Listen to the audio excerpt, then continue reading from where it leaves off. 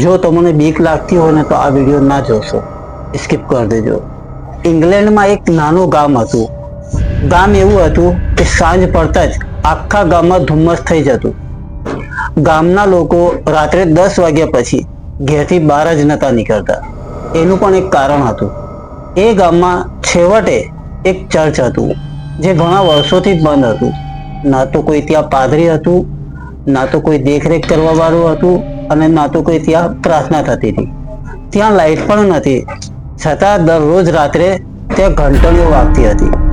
ગામના લોકોનું કહેવું એવું હતું કે જ્યારે રાત્રે ઘંટડીઓ વાગે અને કોઈ તમારું નામ લઈને બોલાવે તો ઘરમાંથી બિલકુલ બહાર નહીં નીકળવાનું, અને ચર્ચ કરે તો બિલકુલ પણ નથી જવાનું, અને કોઈ પણ વાતનો જવાબ આપવો નહીં, કેમ કે એ અવાજ જીવતો નથી. એ ગામમાં એક નવો માણસ આવ્યો. નામ હતું એનું ડેનિયલ. ડેનિયલ આ બધી વસ્તુઓને માનતો નહોતો. ડેનિયલને ગામવાળાએ પહેલા જ સમજાવી દીધું હતું કે તારે ચર્ચ તરફ રાત્રે જવાનું નહીં, અને કોઈ પણ અવાજ આવે તારે એનો જવાબ આપવાનું નહીં. ડેનિયલ આ વાતને સાંભળીને હસવા લાગ્યો અને કીધું કે ચર્ચની અંદર ઘંટડીઓ કોઈ માણસ વગર વાગતી હોય? એ જ રાત્રે ગામની અંદર બહુ જ ધુમ્મસ હતો અને રાતના લગભગ 12:47 થયા હતા.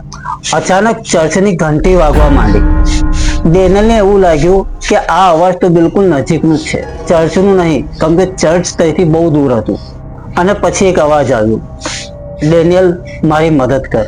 ડેનિયલને અવાજ ઓળખીતો લાગ્યો, પણ જ્યારે એને બહાર નીકળીને જોયું ને તો કોઈ નહીં, ફક્ત ખાલી ધુમ્મસ જ ધુમ્મસ હતું આખા ગામની અંદર. અને બહાર નીકળી ગયો. એને એવું જોયું કે ચર્ચની બહાર એક મહિલા ઊભેલી છે, અને એ મહિલાના પગ જમીન પર નથી, અદ્ધર છે. એ જોઈને ડેનિયલને લાગ્યું કે આ કોઈ માણસ નથી. એ ચર્ચની નજીક ગયો અને જોયું એક મહિલા ઊભી છે. મેલા કપડાં છે, સફેદ મોઢું છે, આખું સફેદ મોઢું.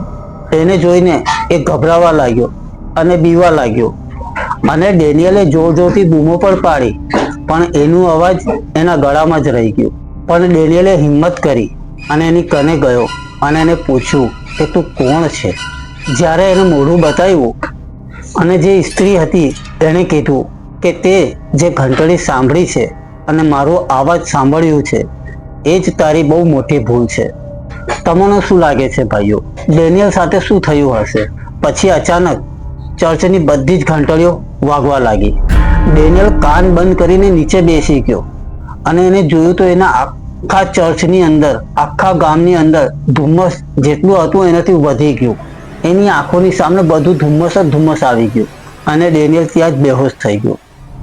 અને જ્યારે એની આંખ ખુલી ત્યારે સવાર થઈ ચૂકી હતી, અને ડેનિયલ ચર્ચની બહાર એક મોટા પથ્થરની ઉપર પડેલો મળ્યો.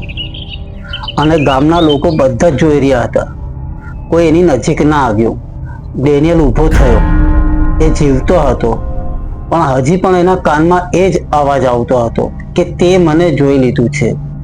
ડેનિયલ એ જ દિવસે ગામ છોડીને જતો રહ્યો, અને આજે પણ શહેરમાં રહે છે.